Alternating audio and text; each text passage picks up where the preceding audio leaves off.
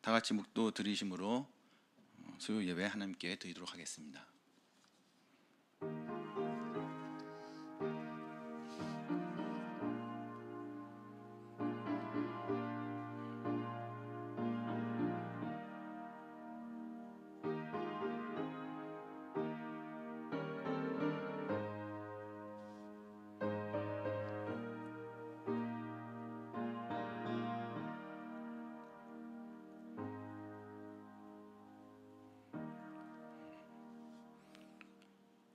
너희는 믿음 안에 있는가? 너희 자신을 시험하고 너희 자신을 확증하라.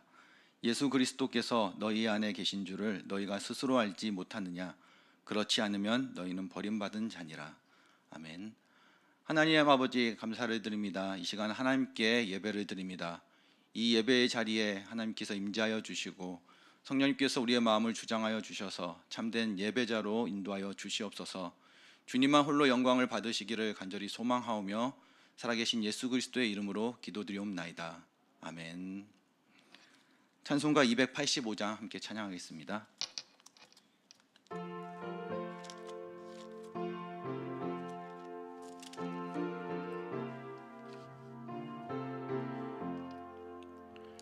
주의 말씀 받은 그날 참 기쁘고 복되도다.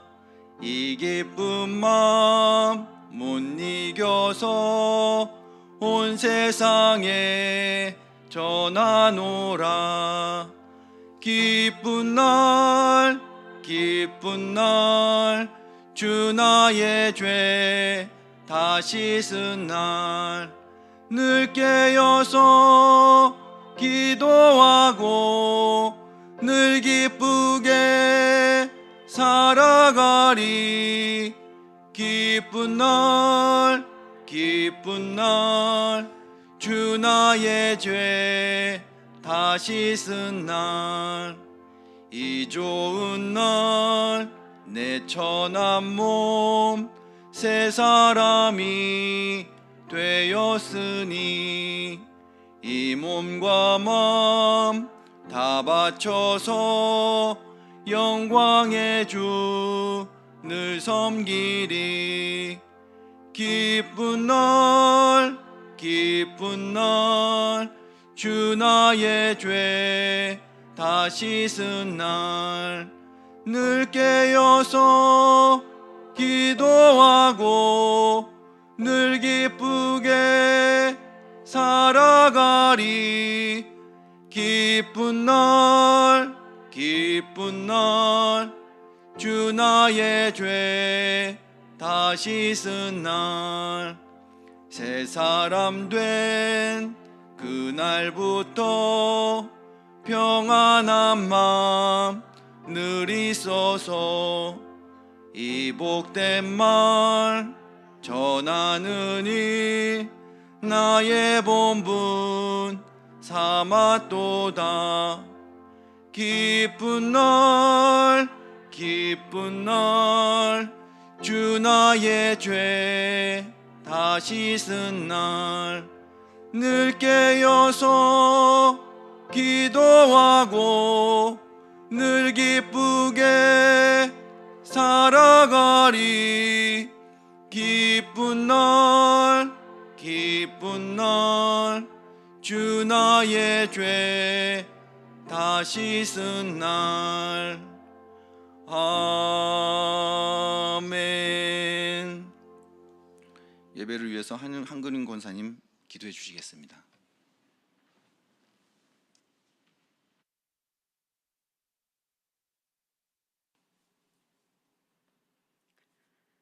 참 좋으신 사랑의 아버지 하나님 아버지 감사합니다. 오늘도 부족한 저희들을 수요 예배로 인도하여 주시고 하나님 앞에 예배 드릴 수 있도록 하여 주심을 하나님 앞에 감사를 드립니다.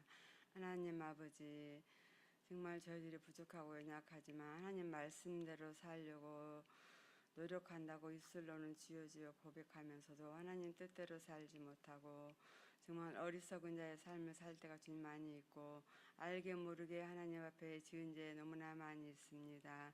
하나님, 저희들을 불쌍히 여겨 주시옵시고 이 시간 하나님 앞에 회개할 거 있으며 다 회개할 수 있도록 하나님께서 회개의 영을 허락하여 주시옵기를 주님 간절히 바라옵고 원하옵나이다.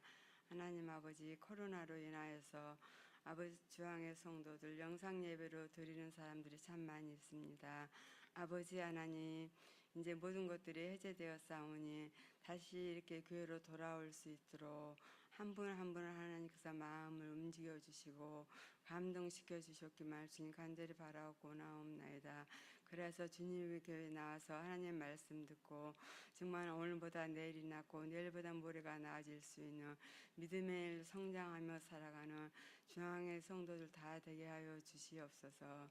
아버지 하나님 우리 또 목사님 오늘 또 이렇게 총회에 가셔서 안 계십니다.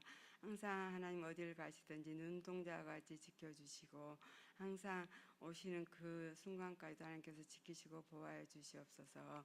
오늘 또 우리 조성일 목사님 단위에 세워주심을 하나님 감사드립니다. 항상 영육을 강건케 하여 주시고 말씀을 준비하실 때 은혜 주시고 전할 때 저희들에게도 은혜를 허락하여 주셔서 같이 은혜 받는 귀한 시간 되게 하여 주시옵소서. 저희들은 부족하고 연약하지만 항상 세상 가운데 또 살아갈 때 하나님의 자녀로서 정말 당당하게 하나님 말씀을 증거하며 살아갈 수 있는 하나님 저희들 자녀들 되게 하여 주시옵소서. 감사드렸고 예수님의 이름으로 기도드립니다.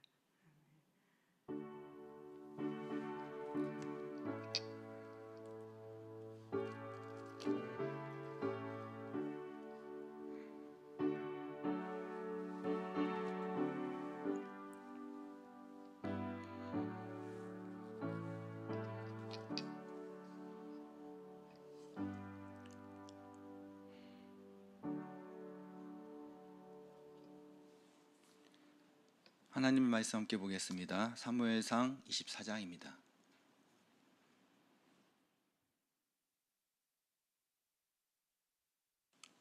사무엘상 24장 1절부터 7절까지입니다.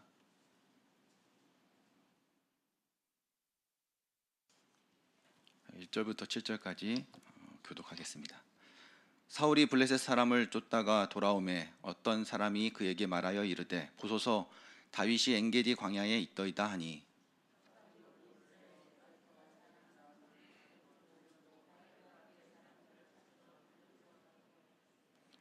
길가 양의 우리에 이른즉 굴이 있는지라 사울이 뒤를 보러 들어가니라. 다윗과 그의 사람들이 그 굴 깊은 곳에 있더니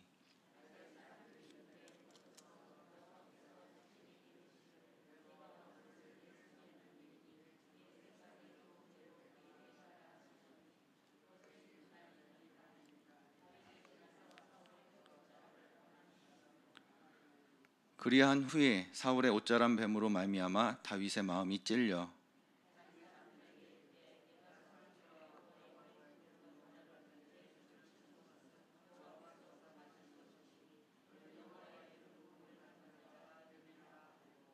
같이 있습니다. 이 말로 자기 사람들을 금하여 사울을 해하지 못하게 하니라. 사울이 일어나 굴에서 나가 자기 길을 가니라. 아멘. 교회 소식 전하겠습니다. 주보 맨 뒤를 봐주시기를 바랍니다.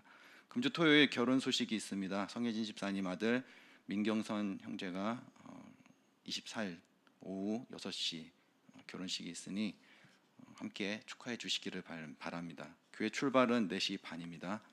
담임 목사님 총회의 모임이 있으셔서 지금 출타 중에 있습니다.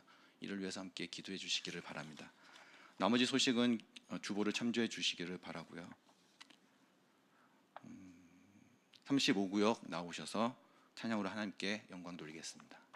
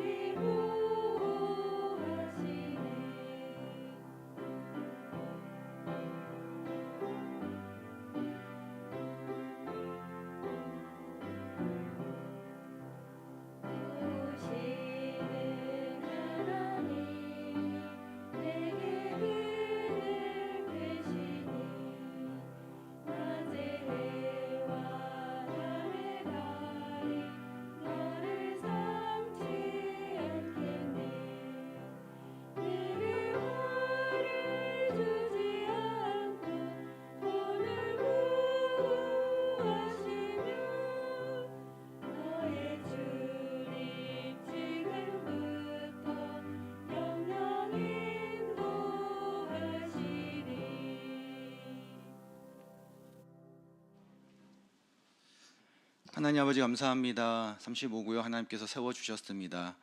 하나의 작은 교회로 주님께서 세워주셨으니 하나님 이 교회 든든하게 세워주시기를 원하고, 또 구역장님을 비롯한 모든 구역원들 하나님 안에서 그 믿음이 성장하고 또 하나님의 그 사랑을 날마다 경험할 수 있는 하나의 공동체 되게 하여 주시옵소서. 이 시간 하나님의 말씀을 듣습니다. 우리의 마음을 열어주시고 하나님의 그 말씀을 듣고 우리 삶 속에서 그 말씀대로 따르고 또 순종하는 그 힘을 또 말씀을 통해서 얻을 수 있도록 이 시간 주장하여 주시옵소서. 오직 하나님의 말씀이 우리의 생각과 마음을 지키고 또한 다스리고 지배하여 주시옵소서. 감사드리며 예수님의 이름으로 기도드립니다. 아멘. 신앙생활이라는 말을 우리가 자주 씁니다. 신앙생활, 이 단어를 어떻게 정의할 수 있을까요? 말 그대로, 이 한자 그대로 풀어보면은 믿을 신, 그리고 우러를 앙, 어떤 믿는 대상, 그리고 바라보는 그 대상이 있다는 거죠. 그 대상에 대해서 살아있는 그 활동이 도대체 무엇이냐, 이것을 말 그대로 하면은 신앙생활이라고 할 수 있습니다. 이 신앙생활에 대해서 다양하게 표현할 수 있지만은 저 나름대로 한 문장으로 이렇게 압축해서 말씀드리자면은, 하나님께서 말씀하시면 그 말씀을 순종하는 그 순종의 연속이다. 저는 이렇게 말씀드리고 싶습니다. 그래서 신앙생활을 제대로 하기 위해서, 그 첫걸음을 띄기 위해서 제일 먼저 해야 될 것은 하나님의 말씀을 잘 듣는 것부터 시작해야 됩니다. 그렇다고 해서 듣는 것만 잘해서는 안 되죠. 잘 들었다면 그 안에서 하나님의 정확한 뜻을 발견할 수 있어야 됩니다. 그런데 이렇게 하나님의 뜻을 찾아가고 발견하는 과정에서 우리는 종종 큰 잘못을 범합니다. 그 하나가, 이건 하나님의 뜻이라고 여겼는데 지나고 나니까 아닌 경우가 바로 그런 거죠. 예를 들면 내게 일어나는 여러 가지 환경적 정황을 가지고 하나님의 뜻을 감지하려는 것입니다. 나의 상황들이 지금 다 막혀 있습니다. 그런데 어느 한순간 한쪽이 열리고 그 방향으로 상황이 아주 순탄하게 흘러가면은 우리는 이렇게 생각하죠. 아, 이것이 하나님의 뜻이구나. 그리고 생각하고 확신하는 경우가 있습니다.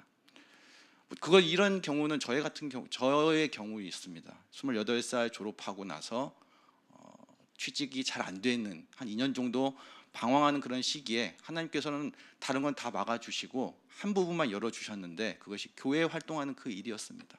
그것을 할 때 굉장히 기쁨이 있고 그리고 감사가 있었습니다. 그래서 이쪽 방향이 하나님의 뜻인가? 그냥 잘 알지는 못하지만은 뭐 그렇게 흘러가는 그런 제 마음을 내맡기는 그런 경우도 있었습니다. 그러나 또 그렇지 않은 경우도 있죠. 바울의 경우입니다.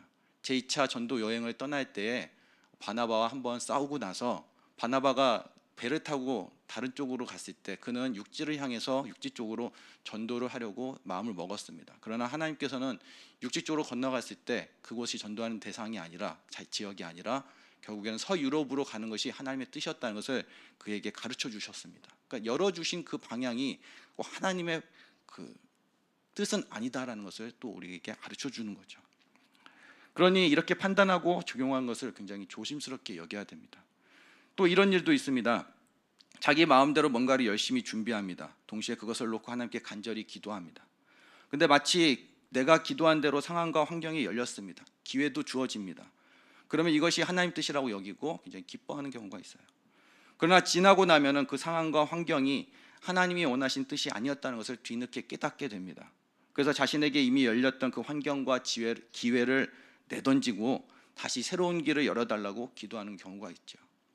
그런 예를 청년들에게서 찾아볼 수가 있습니다.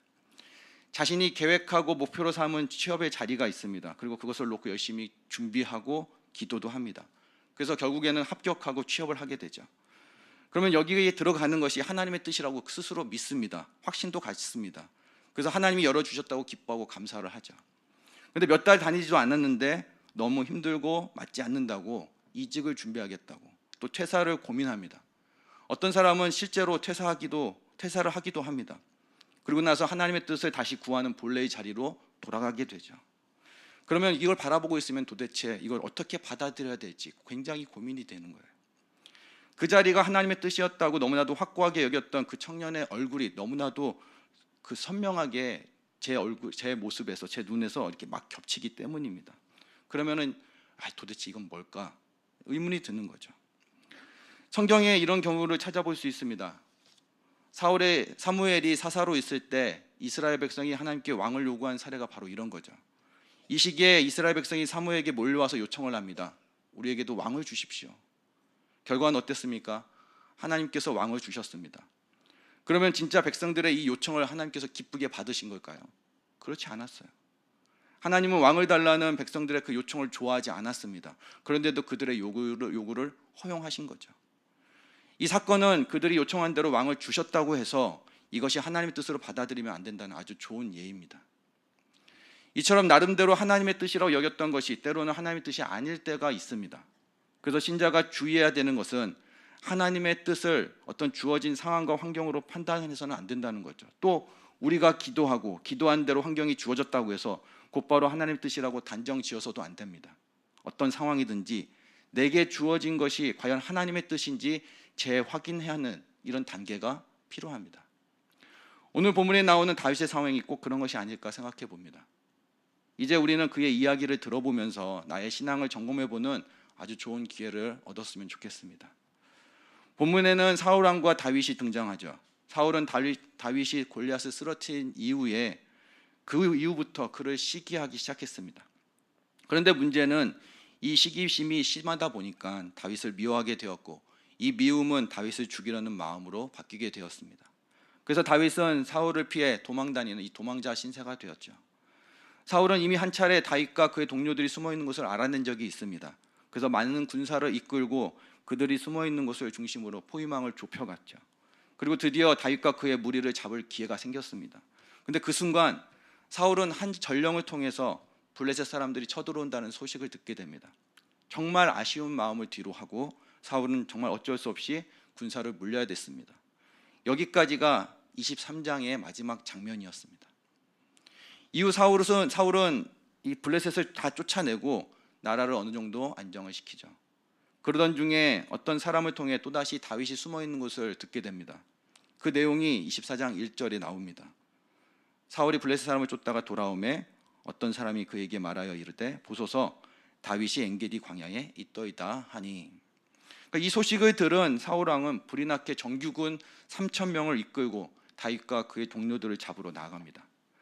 사실 훈련받은 군사 3,000명을 데리고 나간다는 거, 그리고 사울이 직접 다윗과 그의 동료들을 잡으러 나갔다는 그 사실만 보더라도 사울이 다윗을 얼마나 미워하는지, 그 미움의 마음이 얼마나 큰지를 알 수가 있죠. 다른 사람을 시키지도 않고 자기 손으로 직접 다윗을 붙잡겠다는 거 아닙니까? 그러니까 내 손으로 가만두지 않겠다는 거예요. 또 한편 사울이 왕으로서의 그 자질이 없다는 걸 여지없이 드러냅니다. 다윗 한 사람을 잡기 위해서 전쟁을 방불케 할 만큼의 그 3,000명의 훈련된 군사를 대동했다는 거, 이거 말이 됩니까? 보시면 알겠지만은 이런 행동은 나라를 위한 게 아니에요. 그저 사적으로 취한 일이었습니다. 어찌됐든 사울 왕은 군사를 이끌고 다윗이 숨어있는 한 굴에 도달합니다. 3절에 보시면은 사울이 굴 속으로 뒤를 보러 들어갔다 이렇게 기록하고 있습니다. 뒤를 본다는 것은 용변을 본다는 뜻인데, 성경이 이런 인간의 생리 현상을 굉장히 리얼하게 기록했다는 것은요, 뭔가 의도가 담겨져 있다는 거죠. 그 의미가 뭘까요? 이때만큼은 사울 왕이 혼자 있게 됐고 무장 해제가 되었다는 것을 나타내는 겁니다.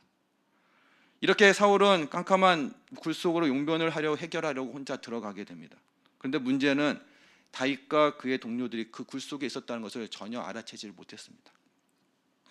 다윗과 그 무리는 사울이 들어오는 것을 다 지켜보고 있었습니다. 이때 어떤 상황이 펼쳐집니까? 4절이 나오죠. 다윗의 사람들이 다윗에게 이런 말을 합니다. 여호와께서 당신에게 이르시기를 내가 원수를 네 손에 넘기시리니 내 생각에 좋은 대로 그에게 행하십시오.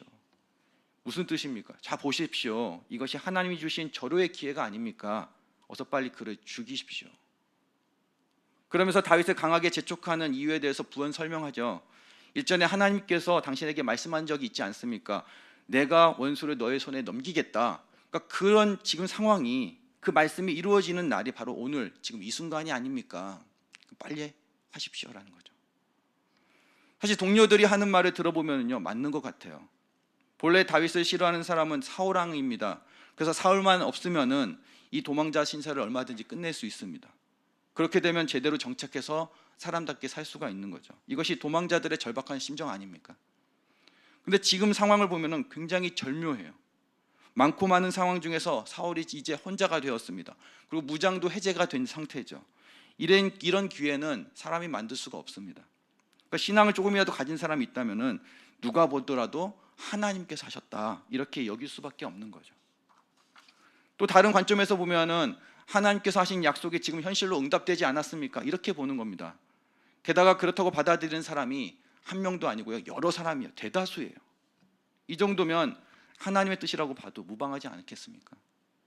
누구라도 이렇게 상황이 뭔가 절묘하게 맞아떨어지게 되면은, 그 상황을 바라보게 되면은 이것은 하나님께서 이루어 놓으신 것이다, 이것은 하나님의 뜻이다 확신할 수밖에 없는 겁니다. 그러나 오늘 말씀을 보면 분명히 한 차례 더 깊게 들어가야 되는 어떤 영적인 메시지가 있고요, 그에 맞는 적용거리가 생깁니다. 사건을 다시 한번 되짚어 보겠습니다. 만약에 하나님께서 하지 않으시면요, 사울이 어떻게 다윗이 숨어있는 그곳으로 무장하게 해제하고선 용변을 보러 들어갈 수 있겠습니까? 누가 보더라도 하나님이 주신 절호의 기라고 생각할 수 있는 것이 분명합니다. 그리고 다윗의 동료들도 사울을 죽이는 것은 하나님의 뜻이라고 다 같이 입을 모으고 있죠.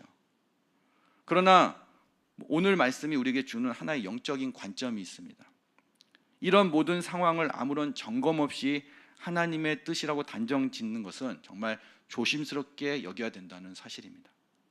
모든 정황이 맞는 것처럼 보여도 그것이 진짜 하나님의 뜻인지 아닌지를 분별하는 것은 우리에게 또 다른 신앙의 과제가 됩니다. 자, 이제 다윗이 취한 행동을 어떻게 볼까요? 이렇게 여겨야 될 이유를 우리는 이 다윗이 취한 행동을 통해서 발견할 수가 있습니다. 4절의 마지막 부분을 한번 보십시오. 다윗이 일어나서 사울의 겉옷자락을 가만히 베니라. 그리고 5절에 보면은 사울의 옷자락을 베어낸 그 행동에 대해서 다윗은 마음에 찔림을 받았다 이렇게 말합니다. 사실 겉옷자락 일부를 베어낸 이유는 사울 왕에게 전하고 싶은 메시지가 있었던 거죠. 그것은 11절을 보면 알 수가 있습니다. 11절 한번 보십시오. 내 아버지여 보소서, 내 손에 있는 왕의 옷자락을 보소서.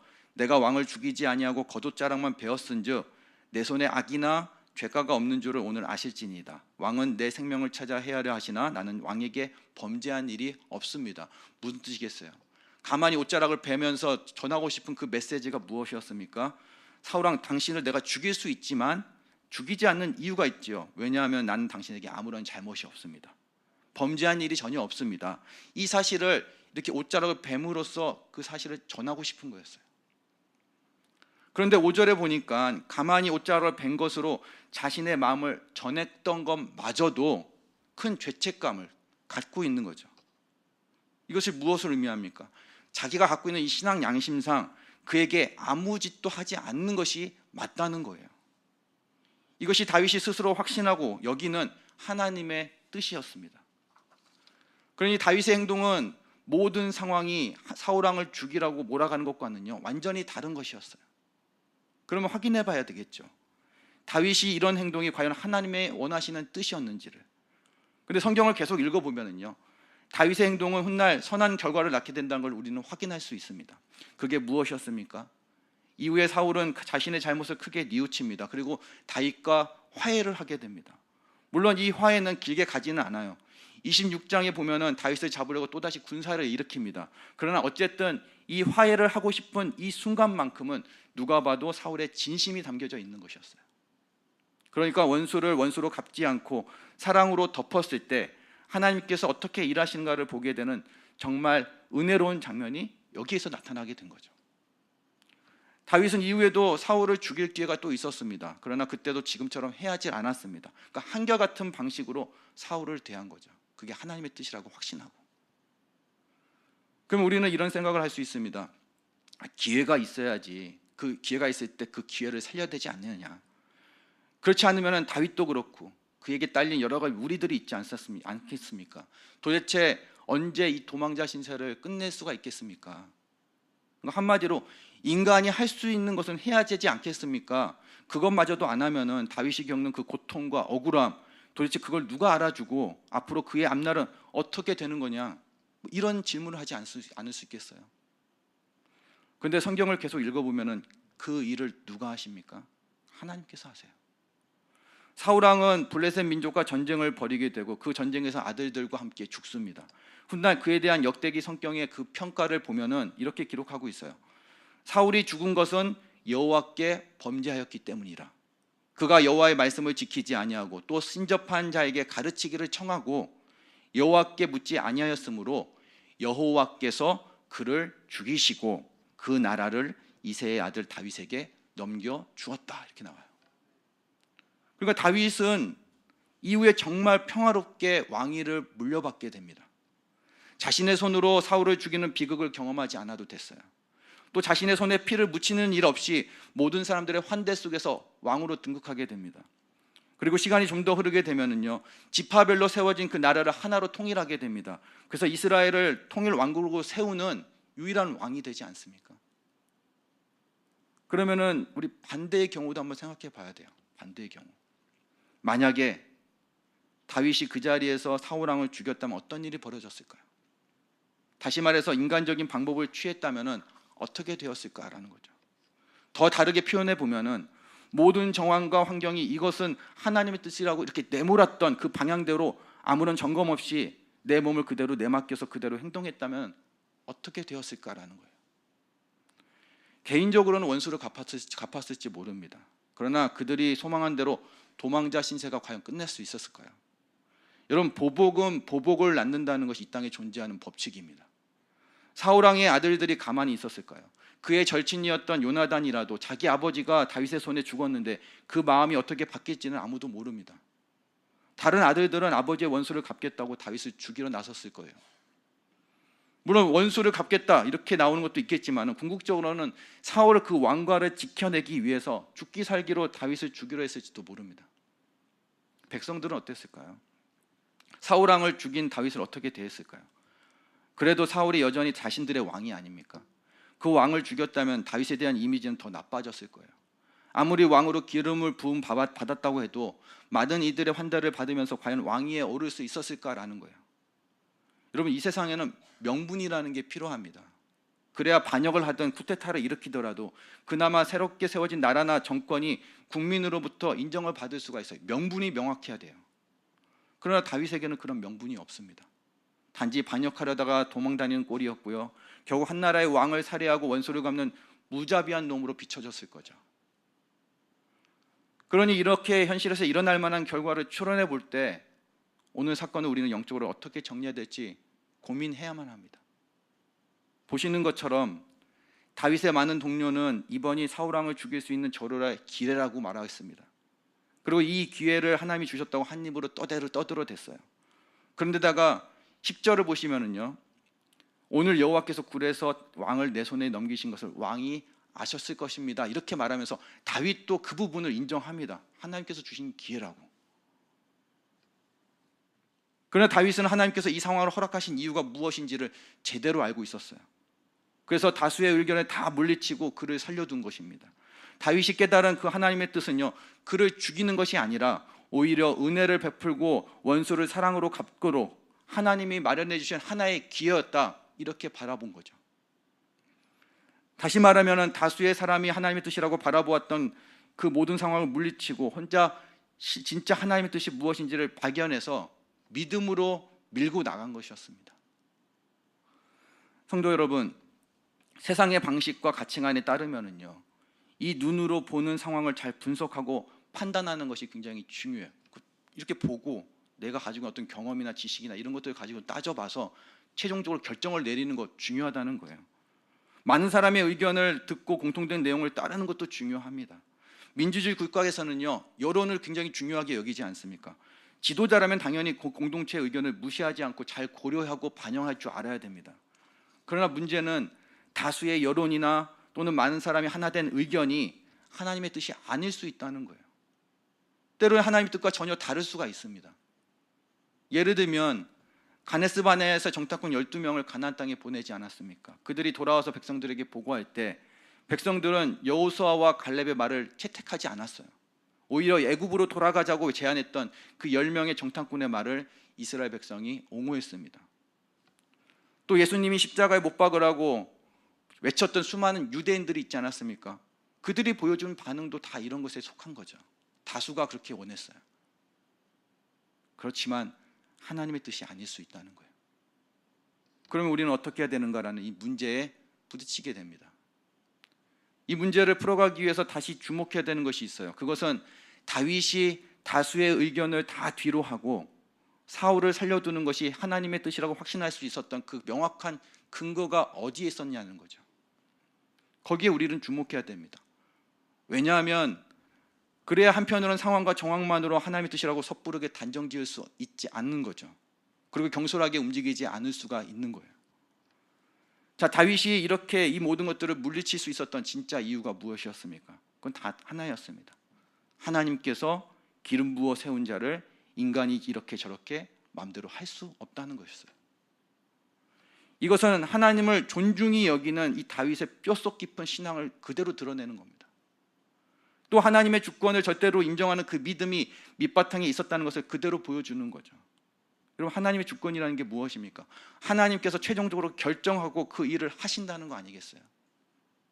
하나님께서 세우셨으니 내리시는 것도 하나님께서 하신다는 거예요. 하나님께서 시작하셨으니 하나님께서 끝내시는 것이 맞다는 거죠. 그 안에 어떤 인위적인 사람의 손길이나 계략이 들어가면 안 된다는 거예요. 그래서 다윗을 보면 지금 자신이 할 수 있는 것은 단지 15절과 같은 고백이라는 겁니다. 15절 한번 보십시오. 그런즉 여호와께서 재판장이 되어 나와 왕 사이에 심판하사 나의 사정을 살펴 억울함을 풀어주시고 나를 왕의 손에서 건지시기를 원하나이다 하니라. 다윗이 한 말에서 무엇이 보이십니까? 하나님을 향한 이 경외심이 보이죠. 비록 지금 내 상황이 억울합니다. 답답합니다. 길이 보이지 않습니다. 사람 때문에 미움으로 가득 차 있습니다. 그럼에도 하나님께서 모든 것의 중심이 되어야 된다는 이 주제권이 그의 신앙의 밑바탕에 깔려 있어요. 그 주제권이 그 인생 속에 깊이 있게 적용되고 있는 거죠. 한마디로 하나님께서 어떻게 하기를 원하시는 것일까? 이전에 나에게 하셨던 그 말씀은 무엇이었을까? 그 말씀이 지금도 여전히 적용할 수 있는 것일까? 혹은 과거가 아닌 지금 나에게 주신 그 말씀은 도대체 무엇인가? 원수를 갚는 것일까? 지금 당장 하고 싶은 일을 해야 되는 것인가?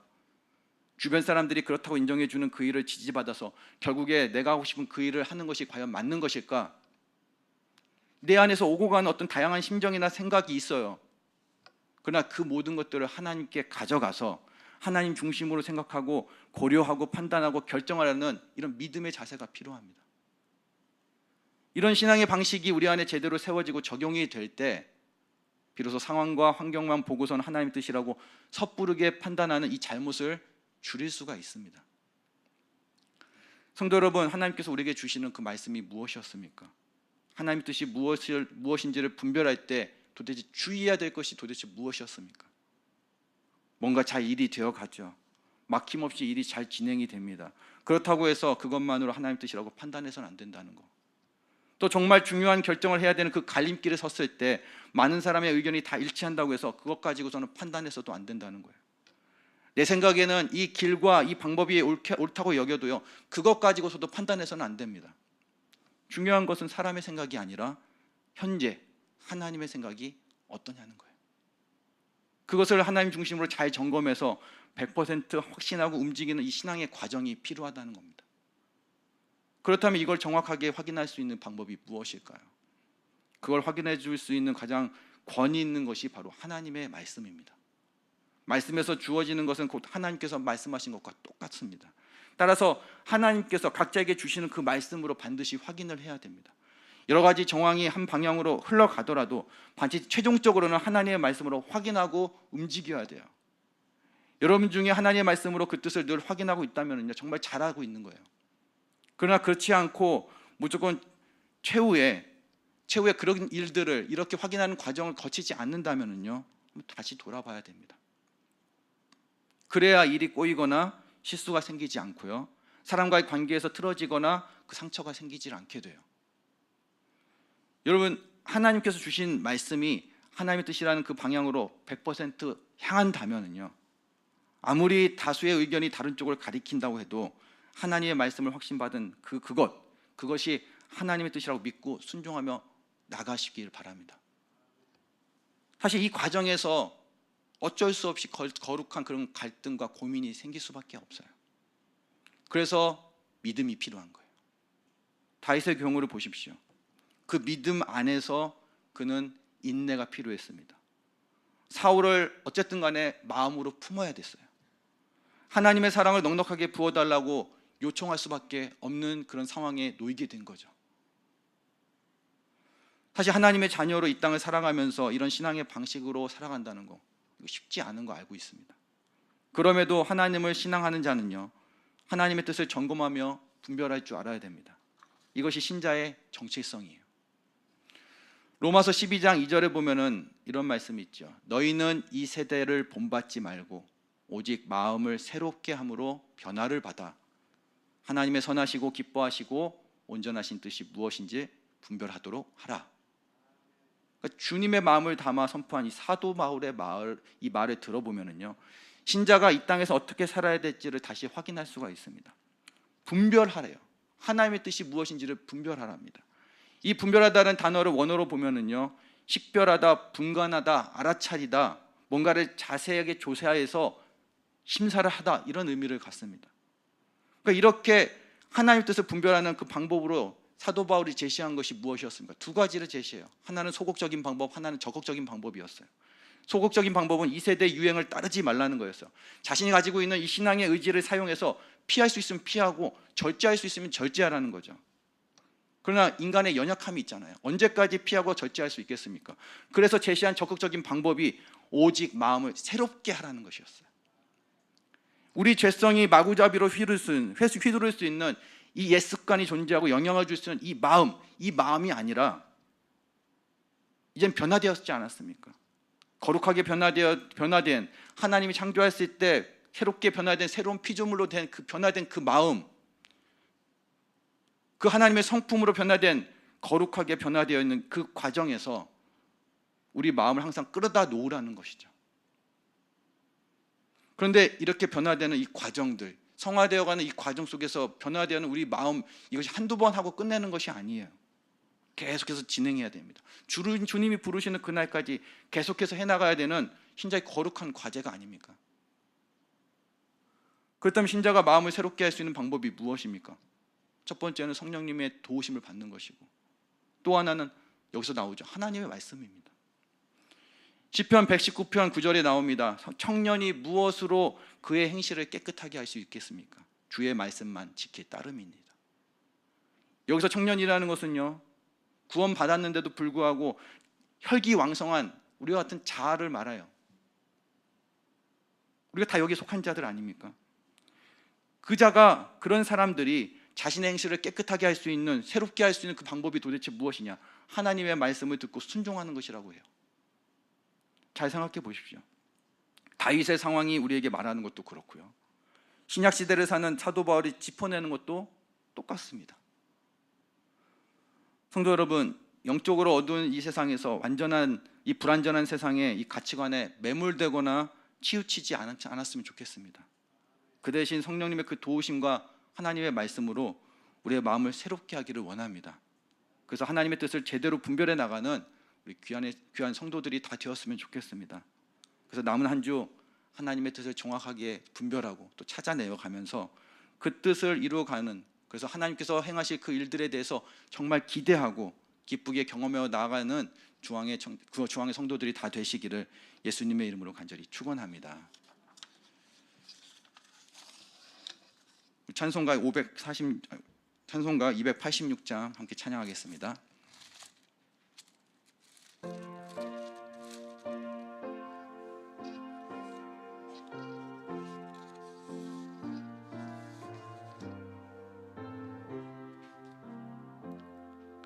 주 예수님 내 맘에 오사 날 붙들어 주시고 내 마음에 새 힘을 주사 늘 기쁘게 하소서. 사랑의 주 내 맘속에 찾아오사 내 모든 죄 사하여 하시고 내 상한 맘 고치소서. 주 예수님 내 맘에 오사 내 소원 다하시고 내 무거운 짐 맡아 주사 참 평안을 주소서. 사랑의 주 사랑의 주 내 맘속에 찾아오사 내 모든 죄 사하시고 내 상한 맘 고치소서. 주 예수님 내 맘에 오사 날 정결케 하시고 그 은혜를 내 맘에 채워 늘 충만케 하소서. 사랑의 주 사랑의 주 내 맘속에 찾아오사 내 모든 죄 사하시고 내 상한 맘 고치소서. 주 예수님 내 맘에 오사 내 길 인도하시고 주 성령을 내 맘에 채워 늘 충만케 하소서. 사랑의 주 사랑의 주 내 맘속에 찾아오사 내 모든 죄 사하시고 내 상한 맘 고치소서.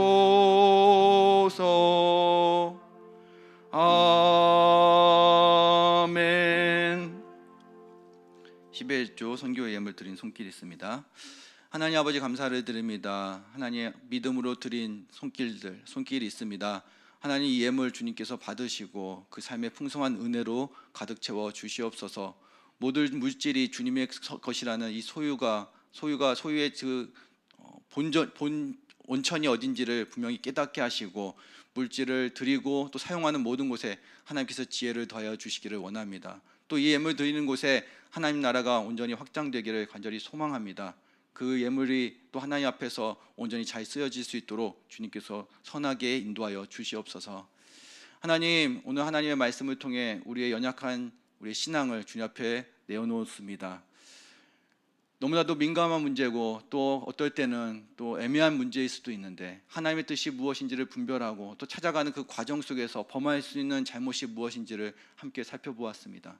하나님, 모든 정황과 환경이 그렇게 모든 것들을 내몰아 간다 하더라도, 그리고 또한 다수의 사람들이 그렇게 한 입으로 말을 한다 하더라도 하나님, 그것이 하나님의 뜻이 아닐 수 있다는 그 한 점을 하나님 우리가 분명히 깨닫게 하여 주시고, 분명히 신자라면은 다시 한번 하나님의 뜻이 어디에 있는지를 재확인하는 그런 과정을 하나님 우리에게 허락하여 주시고, 그래서 그 과정 속에서 확신을 받은 그 말씀 가지고, 그리고 그 뜻을 가지고 나아갈 수 있는 우리가 되게 하여 주시옵소서. 그 과정 속에서 우리가 근거로 삼아야 될 것이 성령의 도우심이고 또한 하나님의 말씀이라는 것을 분명히 알고, 하나님 지금 나에게 주신 그 하나님의 뜻이 무엇인지, 그 하나님의 생각과 그 마음이 무엇인지를 제대로 깨닫고 그걸 붙들고 나아갈 수 있도록 이 시간 우리에게 지혜를 더하여 주시옵소서. 하나님, 얼마든지 상황과 환경에 흔들릴 수 있는 우리라는 것을 돌아보게 하여 주시기를 원합니다. 그래서 늘 하나님 앞에 나아가게 하시고 또 하나님 앞에 엎드리게 하여 주시고, 하나님의 말씀을 제대로 듣고 잘 판단하고 그리고 잘 분별해서 하나님의 온전한 뜻을 이루어갈 수 있는 우리가 되게 하여 주시옵소서. 그래서 이 땅에 신자로서 온전하게 세움을 받게 하시고 또 우리를 통해서 하나님 구원의 역사가 온전히 펼쳐질 수 있도록, 그리고 우리의 삶에서 많은 이들이 살아나는 구원의 역사가 일어날 수 있도록 주님께서 은혜를 더하여 주시옵소서. 이제는 우리 주님 예수 그리스도의 은혜와 하나님 아버지의 그 크신 사랑하심과 성령님의 감화 감동 위로 인도 교통하심이 오늘 하나님의 말씀을 통하여 하나님의 뜻을 분별할 수 있는 여러 가지 상황들, 그것이 무엇인지를 분명히 알고 마지막 최후에는 하나님의 말씀으로 재확인하여 하나님의 뜻을 믿음으로 밀고 나가기를 원하는 사랑하는 성도들 머리 위에 이제로부터 영원토록 항상 함께 있을지어다. 아멘.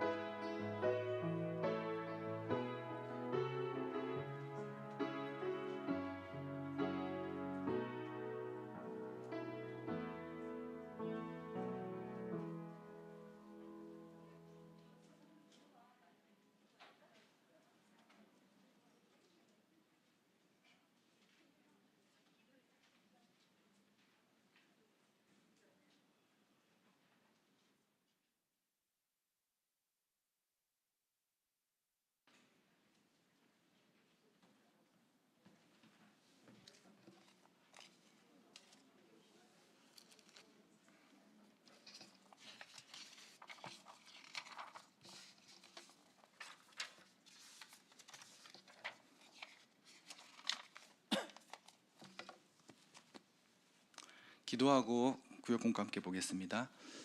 하나님 아버지 감사합니다. 오늘 시간에 우리에게 지혜를 주시기를 원합니다. 그래서 이 공과 잘 이해하고 잘 깨닫고 그래서 구역원들과 함께 은혜 누릴 수 있도록 이 시간 주장하여 주시옵소서. 예수님의 이름으로 기도드립니다. 아멘. 오늘은 제38과 히브리서 천상의 대제사장이라는 제목으로 함께 나누도록 하겠습니다. 본문은 히브리서 5장 5절부터 10절까지인데 이 부분을 한번 펴놓으시고서는 참고할 수 있는 부분들은 참고하면 좋겠습니다.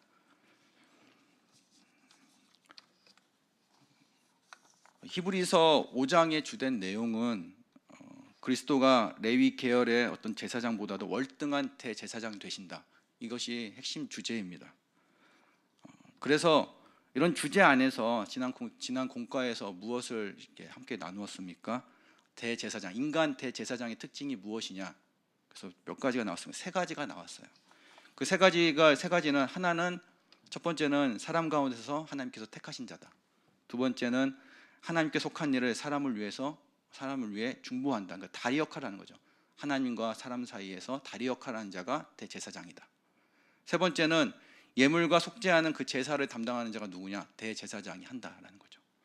그러니까 이렇게 하나님이 선택해서 세워진 이 거룩한 대제사장이라도 한계가 있다고 얘기했어요. 한계가 있다. 그래서 지난 주보에는 이거 연약함이라고 표현되어 있었죠.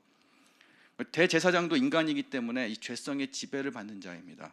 그래서 백성들이 이게 반복된 죄를 가지고선 속죄 제사를 드리려고 이렇게 나오잖아요. 그러니까 그걸 보고 있으면은 이게 짜증이 나고 분을 낼 수가 있다는 거예요. 그래서 대제사장이라고 해서 이런 죄에서 자유롭지 못하다는 거예요. 그래서 어떤 일을 합니까? 대속죄일에는 대제사장을 위한 제사도 드려야 된다는 거예요. 그럼에도 불구하고 대제사장의 직분은 굉장히 존귀하다고 말합니다. 왜 그러냐면은 오직 아론처럼 부르심을 받은 자만이 할 수 있기 때문에. 그러니까 하나님께서 부르신 자, 택하신 자만이 일을 할 수 있기 때문에 굉장히 존귀하다고 말을 해요. 그러니까 이렇게 인간 대제사장을 소개하고 이어서 예수 그리스도께서 하늘과 땅을 다 담당하시는 큰 대제사장 되심을 이야기를 합니다. 특히 제사장의 직무와 기능을 완성하신 분이 그리스도라는 사실을 강조하고 있습니다. 완성이라는 단어에 여러분이 이제 주목해 보시면 돼요. 완성이라는 것은 기존에 불완전한 것이 있으면은 이것이 이제 제대로 완전하게 뭔가를 이루어서 갖춰진 것이 완성이라는 뜻이잖아요. 그러니까 기존에 뭔가 있다는 것을 의미하는 거예요. 그래서 첫 번째 반가로 1번 보시면은 옛 언약하의 대제사장의 자격은 새 언약의 대제사장에게 적용이 된다 이렇게 나옵니다.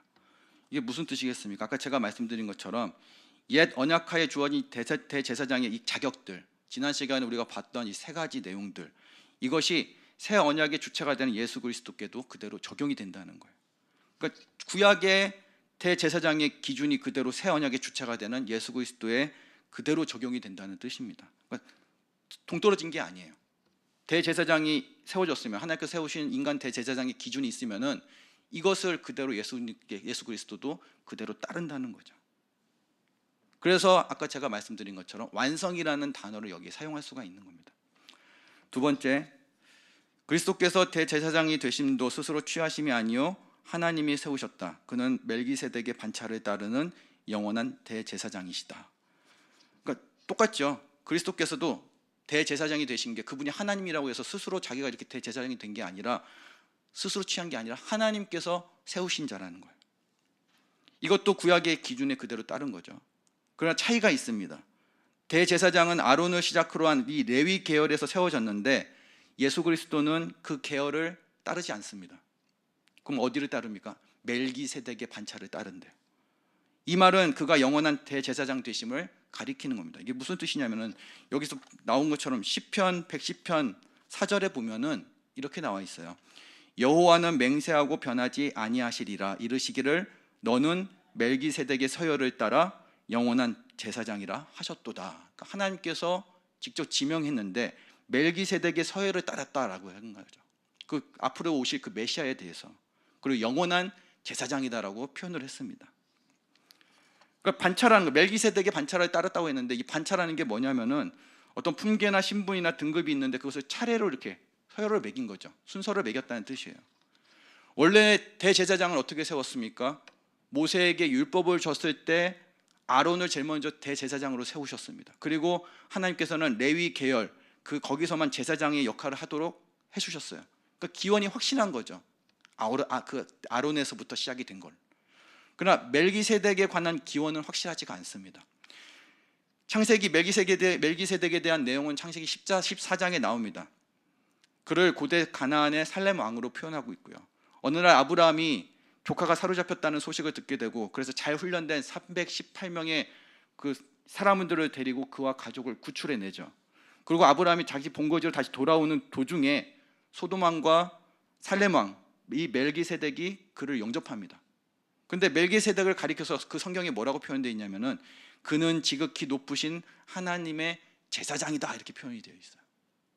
그러니까 모세를 통해서 레위 계열의 제사장이 세워지기도 전에 지극히 높으신 하나님의 제사장이 이미 세워져 있었던 거죠.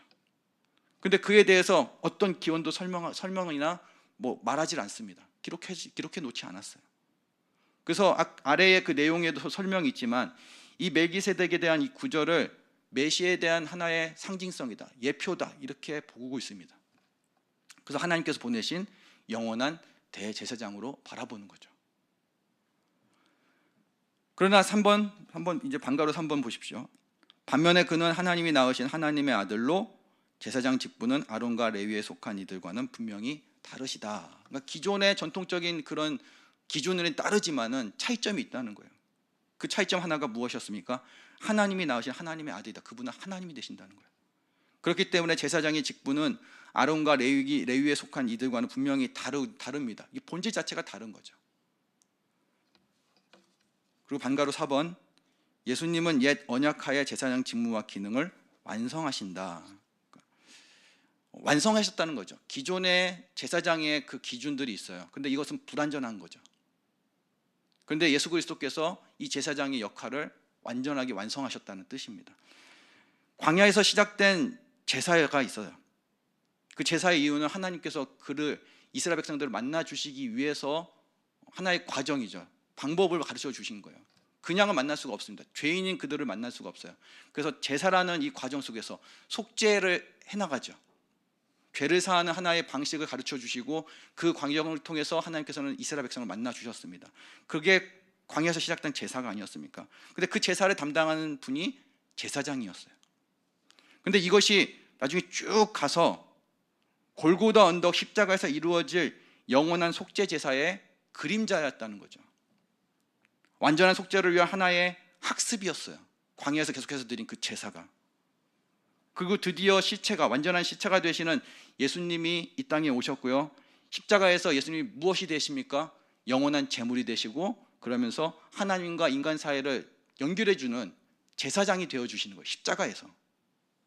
그리고 그 십자가에서, 골고타 십자가에서 드린 그 죽음이 하나님께 올려드리는 속죄 제사였던 겁니다. 근데 이 제사가 영원하다고 말할 수 있는 이유가 있죠. 왜냐하면 그 속죄 제물이 지금도 살아있어요. 대제사장 되시는 그 예수 그리스도께서도 영원히 살아계십니다. 그분이 지금 어디 계십니까? 인간의 역사와 시간과 공간이 존재하는 이곳에 계시지 않고요, 영원 속에 지금 계시는 거죠. 그래서 십자가에서 이루신 이 속죄 제사를 영원한 제사라고 표현할 수가 있는 거죠. 그래서 이 속죄 제사는 시간과 공간이 존재하는 인간의 역사에 어느 시기에든지 간에 다 적용이 될 수가 있는 거예요. 과거에도, 현재에도, 미래에도. 그래서 지금 여기 말씀하신 것처럼 4번, 반가로 4번처럼 예수님은 옛 언약하에 있는 제사의 직무와 기능을 완성하신 분이다, 이렇게 표현하는 겁니다. 자, 2번, 그는 어떻게 우리를 도우시는가? 그러니까 대제사장으로서 우리를 어떻게 도우시는가라고 지금 말하고 있는 거예요. 반가로 1번, 무죄하신 천상의 대제사장은 우리의 연약을 채울하시는 분이다. 죄가 없으시대요. 그분은 죄가 없으신 분입니다. 대제사장이세요. 그런데 우리의 연약을 채울하신대요. 아까 서두에 살펴봤듯이 인간 대제사장은 연약함이 있다고 했습니다. 반복된 죄를 속죄하기 위해서 속죄 제사로 이렇게 계속해서 가져오죠. 그리고 자신의 죄가 무엇인지를 대제사장에게 말하고 기도를 부탁하지 않겠습니까? 근데 그걸 들을 때마다 또 가져왔네, 반복되네. 그러니까 이 안에서 어떤 답답함과 분노가 생길 수가 있는 거죠. 그러면 어떻게 됩니까? 정죄할 수 있고 판단하고 비판할 수가 있는 거예요. 그 죄를 범할 수 있는 여지가 대제사장에게도 존재할 수 있는 겁니다. 그러나 예수님은 죄가 없으시기 때문에 인간의 어떤 연약함을 대할 때마다 분노하거나 답답하거나 정죄하거나 비판하거나 판단으로 인해서 죄를 짓게 되는 어떤 그런 영향을 받지 않으시는 분이세요. 죄가 없기 때문에.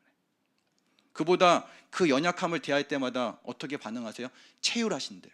채율이라는 것은 자신이 경험한 아픔을 바탕으로 남을 이해한다는 뜻입니다. 내가 경험했기 때문에 너무나도 잘 이해한다는 거예요. 하나님이신 예수님께서 인간의 몸을 입고 인간과 똑같이 이 땅에서 일어나는 모든 일들을 경험하셨습니다. 물론 그 최후는 뭐였어요? 죽음까지도 경험하신 분 아니었습니까? 신적인, 하나님으로서 신적인 능력을 갖고 계시면서 또한 더불어서 인간적인 경험이 합해져서 인간을 완전하게 이해하고 동정하실 수 있는 분이 누구세요? 예수님이시죠. 대제사장으로서 계신 그분의 하나의 역할이에요. 두 번째, 지상에 계실 때 내내 시험을 받으셨지만 통곡과 눈물로 간구와 소원을 올리시고 들으심을 얻으셨다. 이는 십자가를 앞둔 겟세마네를 생각한 듯하다. 두려움은 죽음이 아니라 아버지께 버림을 받는 일이셨다. 이것이 의미하는 것은 그분이 죽기까지 하나님 앞에서 순종하셨다는 것을 의미합니다. 마지막에 겟세마네 동산에서 기도를 드리실 때 잔을 옮겨달라고 기도하잖아요. 그것은 죽음이 두려웠기 때문이 그런 것이 아니었어요. 말 그대로 하나님의 영원 속에서 함께 하셨던, 삼위 하나님과 영원히 교제하셨던 그 교제가 죄가 되신 그분이 십자가의 그 형벌을 받음으로 인해서 딱 교제가 끝나는 그것에 대해서 예수님께서는요 굉장히 두려워하셨던 거죠. 근데 그것을 감내하시고 죽기까지 순종하심으로 이 일들을 해나가신 거예요. 자, 그러면서 이제 3번, 그때도 아버지의 뜻에 철저하게 복종하셔서 영원한 구원의 근원이 되셨다. 그러니까 결국에는 영원한 구원의 근원이 되신 그 일을 어떻게 이루셨는가? 아버지의 뜻을 철저하게 순종함으로, 복종함으로. 로마서에 보면은 5장 19절에 보면은 이렇게 나옵니다. 한 사람이 순종하지 아니함으로 많은 사람이 죄인이 된 것 같이 한 사람이 순종하심으로 많은 사람이 의인이 되리라.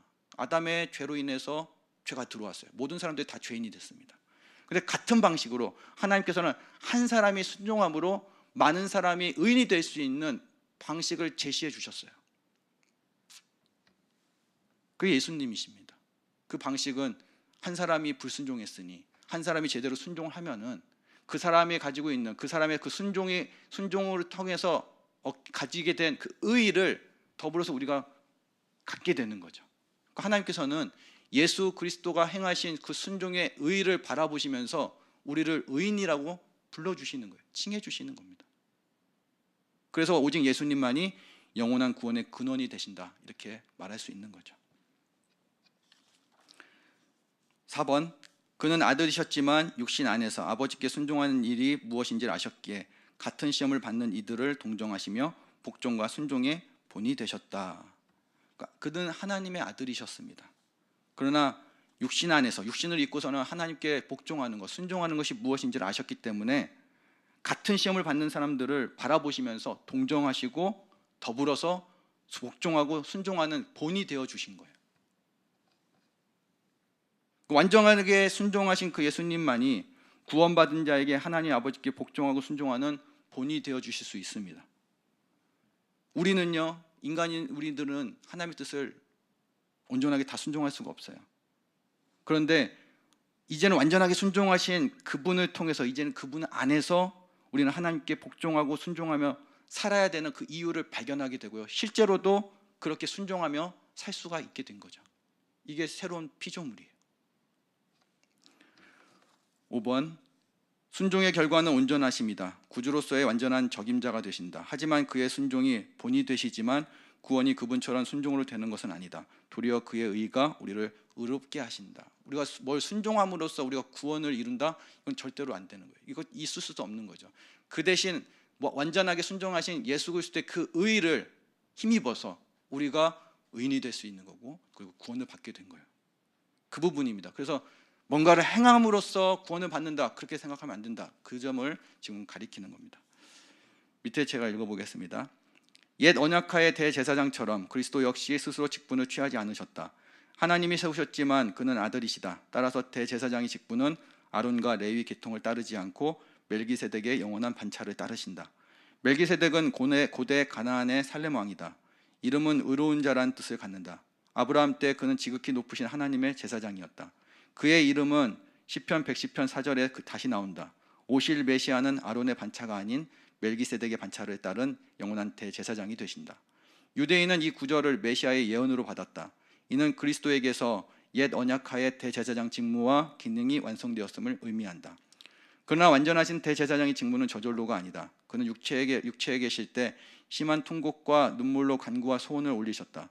성육신 내내 엄청난 시험을 받으셨지만 최종 직무는 십자가 앞에서의 일이다. 그는 죽음에서 능히 건지실 이에게 고난의 잔을 옮기기를 기도하셨다. 고난의 잔은 죽음에 대한 두려움이 아니라 아버지께 버림을 받으시는 일이다. 그것이 옮겨지기를 기도하셨지만 죽기까지 아버지의 뜻에 복종하셨다. 그로 인해 그는 영원한 구원의 근원, 멜기세덱의 반차를 따르는 영원한 대제사장이 되신다. 그는 아버지의 뜻에 복종하여 버림을 받으셨지만 그의 경외하심을 인하여 들으심을 얻었다. 버림받으심의 호된 시련을 지나 부활의 승리와 영광에 이르신 것이다. 이와 같은 그리스도의 순종하심은 우리에게 아들이면서도 온전한 복종의 본이 되신다. 더불어 온전한 순종은 육신으로 복종하며 살아가는 연약한 인생들을 돕는 원인이 되신다. 그는 우리의 시련에 함께 하시며 우리 역시 하나님께 온전히 복종하며 살아야 함을 가르치신다. 하지만 이것이 우리로 그리스도처럼 아버지의 뜻에 순종해야만 구원에 이르는 조건은 아니다. 우리의 구원은 오직 그가 행하신 온전한 순종과 온전한 의에 근거한 전가된 의로만 이루신다. 그는 온전한 순종으로 구원의 적임자가 되셨기 때문이다. 따라서 우리는 영원한 대제사장이신 그와 함께 믿음을 거스르는 죄와 싸워 이기며 승리할 수 있다. 여기까지입니다. 제가 기도하겠습니다. 하나님 감사합니다. 오늘 주신 말씀 마음에 잘 새기고 또 잘 이해할 수 있도록 지혜를 더하여 주시며 또 구역원들과 함께 큰 은혜 나눌 수 있도록 인도하여 주옵소서. 감사드리며 예수님의 이름으로 기도드립니다. 아멘. 네, 마쳤습니다.